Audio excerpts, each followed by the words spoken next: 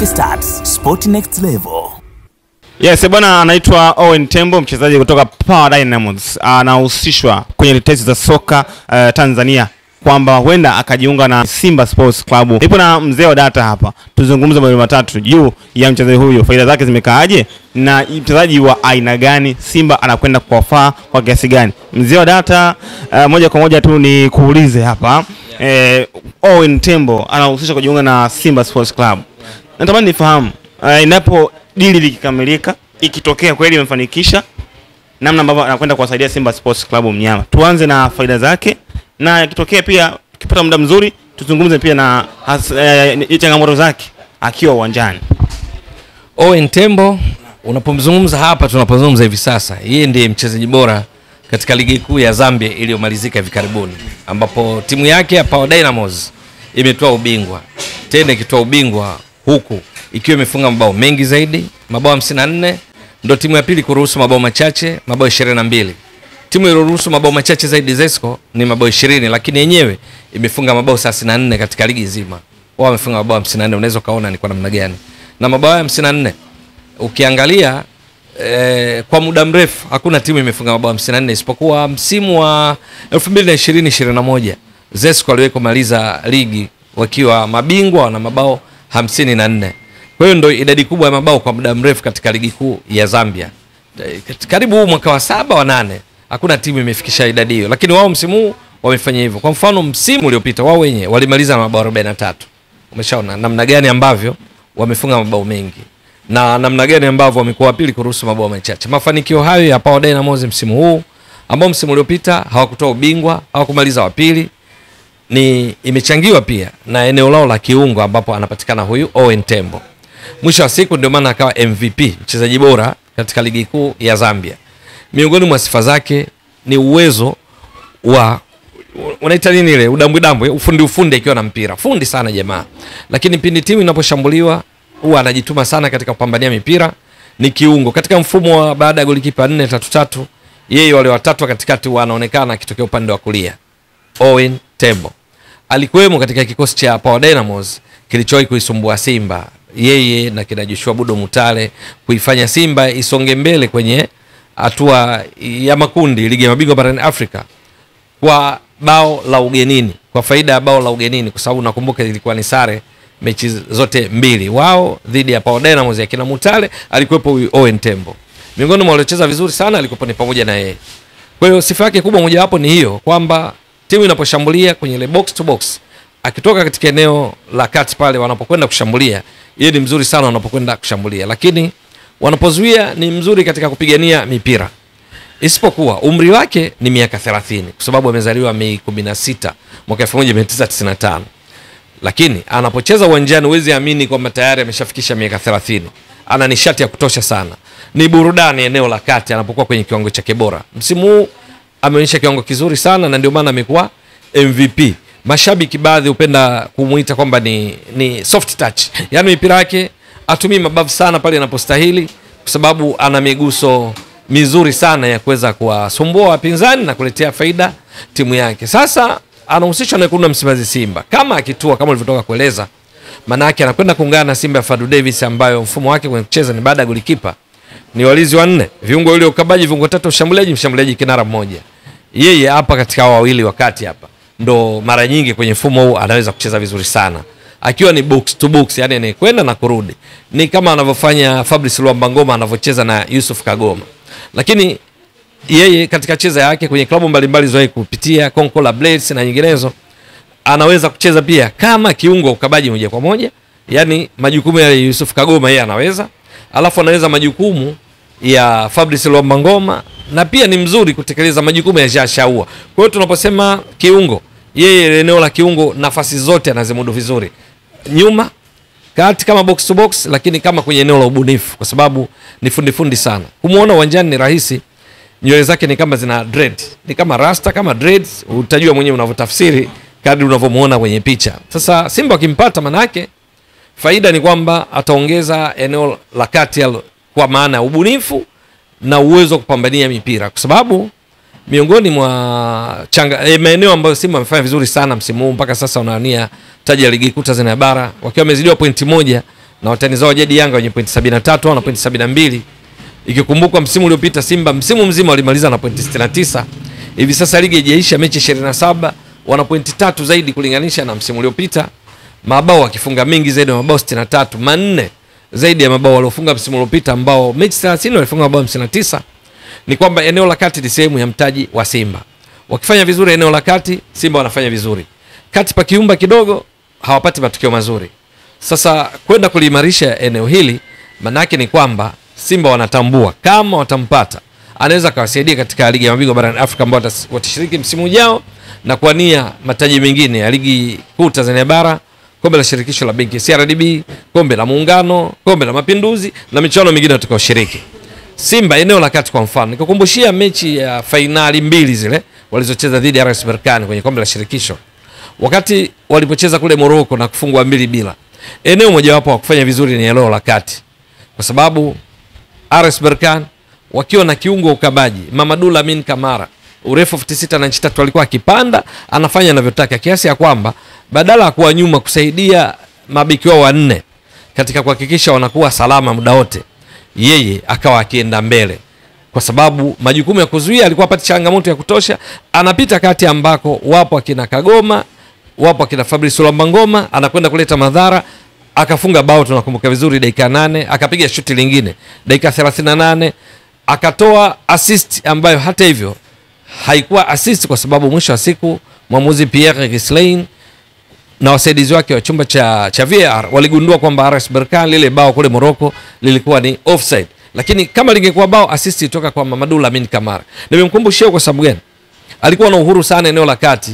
Ni siku ambayo Fabrice Luambangoma hakuwa kwenye kiwango chake bora, lakini kocha Fadlu Davis hakuwa na namna, alibaki naye mpaka mwisho, kwa sababu pengine waliokuwa nje hawakuwa wanamhakikishia kufanya kile anachofanya Fabrice Ngoma anapokuwa uwanjani.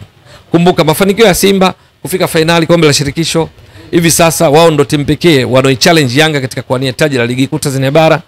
Ngoma huwezi kuacha kumtaja, lakini kuna siku yeye binadamu mechi na mkataa. Sasa nani wa kutoa huduma inayofanana Ngoma?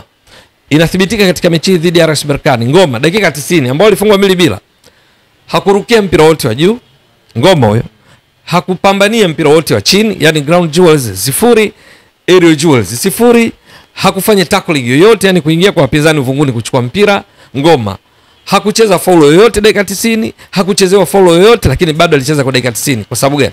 Ni kwa sababu pengine Fadlu aliona yale anayompatia Ngoma waliopo nje pengine hawafanyi kama anaofanya Ngoma mwenye urefu 96 na inchi 1. Kwenye mechi ya pili New Amani Complex Zanzibar, ambapo mechi ilisha 1-1, Ngoma alicheza vizuri sana.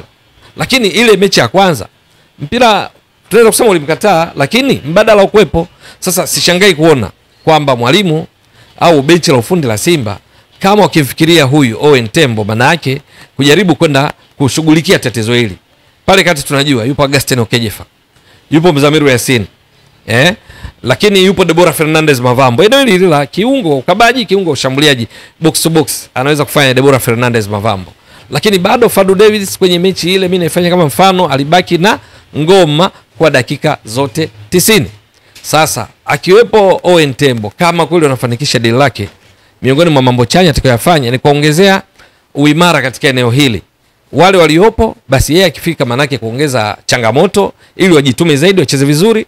Ikibidi anatoa namba, kwa sababu ni MVP wa Zambia, ameonyesha kiwango bora sana, na hivyo haishangazi kuhusishwa na Simba ambayo wao kama walivyo watadiza wajadi Yanga, walivyo Azam. Ukishasikia mchezaji MVP katika ukanda huu au tuseme hapa Afrika, wanaanza kuwafikiria zaidi, kwa sababu ndio maana unakuta Jean Shaua ni MVP katika ligi kuu ya Ivory Coast, Augustin Okejefa MVP ligi kuu ya Nigeria, si ndio? Hata Joshua Budo Mutale ametoka Zambia, kuna msimu aliwahi kuwa mchezaji bora chipukizi katika ligi kuu ya Zambia, yupo Simba. Ukishasikia MVP wanaanza kufikiriwa katika klabu zetu, kwa sababu wanahitaji kusajili wachezaji wenye ubora na sio mradi tu wachezaji kutoka nje. Hivi karibuni wamekuwa wazuri katika kusport, kuona wachezaji wazuri. Pengine Owen Tembo atakuwa na manufaa kwenye eneo la kati la Simba kuongezea mtaji, kwa sababu ya uzoefu wake. Ashacheza muda mrefu, nimekwambia umri wake miaka 30. Kwa hiyo unapozungumzia eneo chanya kwa Simba ni pamoja na kuiongezea uimara eneo la kati, kuongeza ushindani ambao utawaamsha waliopo ambao wapate nafasi ya kucheza mara kwa mara, kwa sababu Fadlu Davis mechi nyingi anawapanga Ngoma, anawapanga Kagoma. Wengine bado hawajatoa ushindani wa kutosha. Yeye akiwepo manake ataongeza ushindani kwa waliopo ambao hawapati nafasi ya kucheza mara kwa mara, lakini kwa wale ambao wanacheza mara kwa mara, Kagoma, Ngoma, kama bado hapo, watajua kabisa kuna mwamba nje. Ukicheza chini ya kiwango, yeye anakuja kuchukua nafasi na itakuwa ngumu kuja kumtoa kikosini. Hata lakini hapo pia tungefahamu changamoto zake uwanjani hapa, kwa sababu hakuna kizuri ambacho kinakosa kasoro. Changamoto ni lazima hizi, hata Ronaldo anazo pia. Kwenye timu yake msimu huu kwa kiasi kubwa amefanya vizuri sana, lakini changamoto moja hapo ni kwamba amefanya vizuri wapi? Ni ligi kuu ya Zambia. Hivi karibuni ligi kuu Tanzania bara imekuwa katika kiwango cha juu mno kulinganisha na ligi kuu ya Zambia.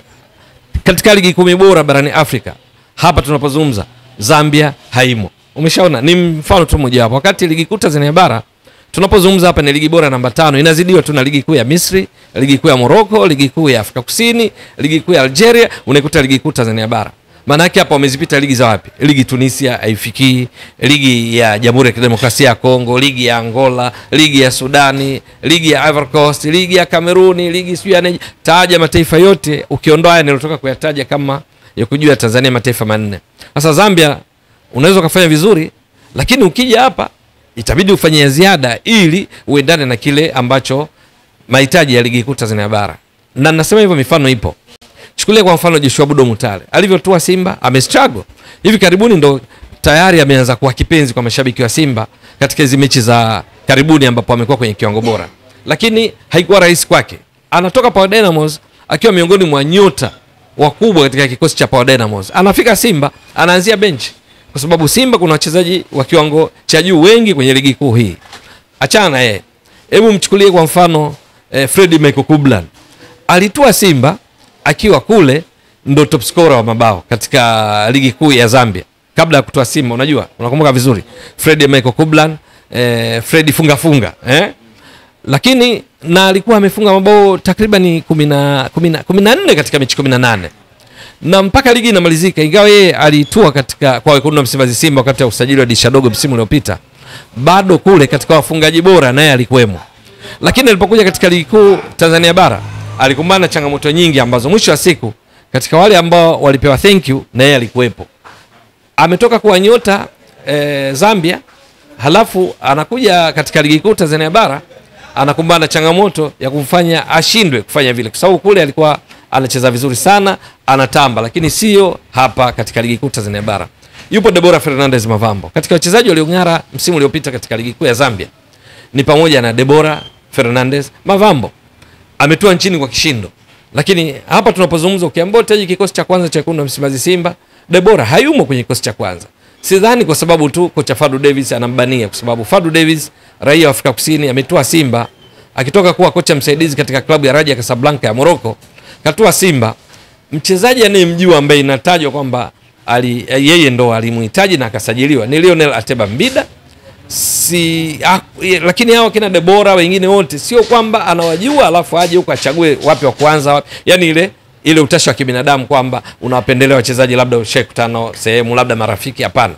Wachezaji wote ni wapya, wanaonyesha kiwango cha aina moja mazoezini kwa Fadu Davis, anayemshawishi ndo anapata nafasi ya kucheza. Hata yule Lionel Ateba Mbida hana uhakika wa kwanza kosini kwa sababu ya changamoto anazipata kwa nani? Steven Dese Mkwala. Sasa Deborah Fernandez Mavambo ameshindwa nini kumshawishi mwalimu mpaka eneo la kati wanaopangwa zaidi ni Kagoma, ni Fabrice Luamba Ngoma, hata pale ambapo wakati mwingine wanacheza wanajikuta wako chini ya kiwango chao. Kama nilikutajia mechi dhidi ya RS Berkane ambapo Ngoma hakuwa kwenye kiwango bora, bado mwalimu alibaki naye wakati Deborah yupo. Maana yake ni kwamba pana ushindani zaidi ndani ya wekundu wa Msimbazi Simba na mahitaji yao, pana ushindani zaidi katika ligi kuu Tanzania bara kulinganisha na walikotoka. Kwa hiyo yeye Owen Tembo yaweza ikawa amekuwa MVP Zambia hivi karibuni, yaweza ikawa amewezesha Power Dynamos kutoa ubingwa wa ligi kuu ya Zambia, lakini akitua katika klabu ya wekundu wa Msimbazi Simba kama inavyozungumzwa, lazima ajipange ili kuendeleza kile alichokionyesha Zambia, kwa sababu vinginevyo ni changamoto kwake kwamba atajikuta anakuwa anaongeza orodha wachezaji wa Simba wa kigeni kati ya wale 12, halafu wanaoanza kikosini yeye anakuwa miongoni mwa wale wanaoishia bench kwa muda mrefu. Lakini akiendeleza kile alichokionyesha Zambia kwenye ligi kuu msimu huu, basi bila shaka anaweza akawa chaguo zuri kwa Simba katika usajili wao na hatimaye kuwasaidia katika michuano mbalimbali tutakayoshiriki msimu ujao 2025 2026. Shukrani sana mzee, hata hatimaye tumemjua Owen Tembo. Shukrani jazilan.